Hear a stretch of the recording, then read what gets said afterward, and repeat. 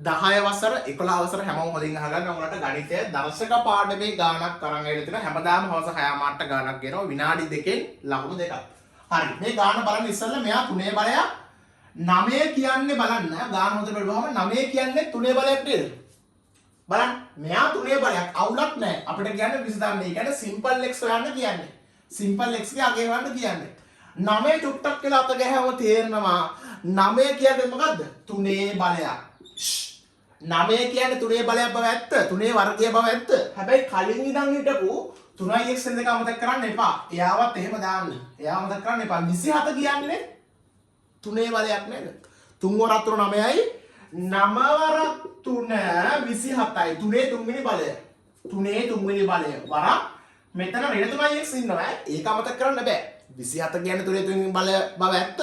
හැබැයි කලින් ඉඳන් හිටපු 3x එක අමතක කරන්න බෑ. නේද? ඍණ 3x. ඍණ 3x අමතක කරන්න බෑ.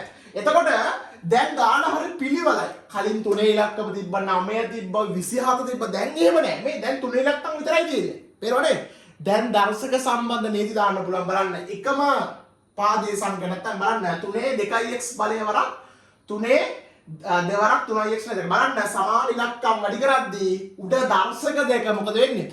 එකතු වෙනවා. දර්ශක නේද සමාන ඉලක්ක වැඩි කරද්දී උඩ දර්ශක දෙක එකතු සාමාන්‍ය එකතු කිරීම දන්නව නේද? හැබැයි බල ලියද්දි දර්ශක ලියද්දි පොඩියට ලියන්නේ චූටියට ලියන්න උඩ ලියද්දි 2x ධන දෙවරක් 3x වෙන දෙක.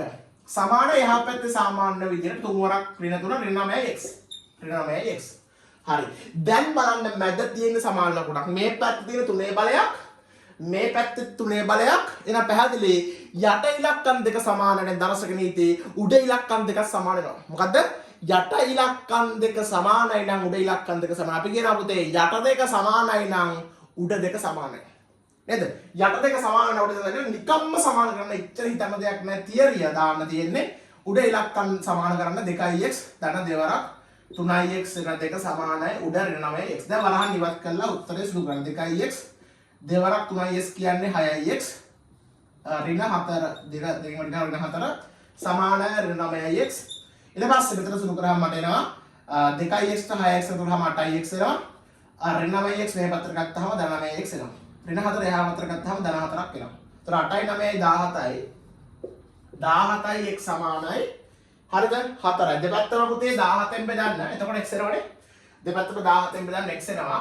එහෙනම් පැහැදිලි මේ පැත්තත් මම 17ෙන් බෙදනවා. එහා පැත්තත් 17ෙන් බෙදනවා. ඒතර පැහැදිලි 14 14 කැපෙන x සමානයි 4 බෙදීම 17යි කියලා අවශ්‍ය කරන උත්තර එනවා. ඔයගොල්ලෝ ඈස්ත වෙන්න. 6 වසර 7 වසර 8 වසර 9 10 11 පුතේ අපේ පන්ති දින උගන්නන එක හොඳට තේරෙනවා නම් මැසේජ් එකක් දාන්න පන්ති වලට සම්බන්ධ වෙන්නේ කොහොමද කියලා වගේ ශ්‍රේණියත් එක්ක.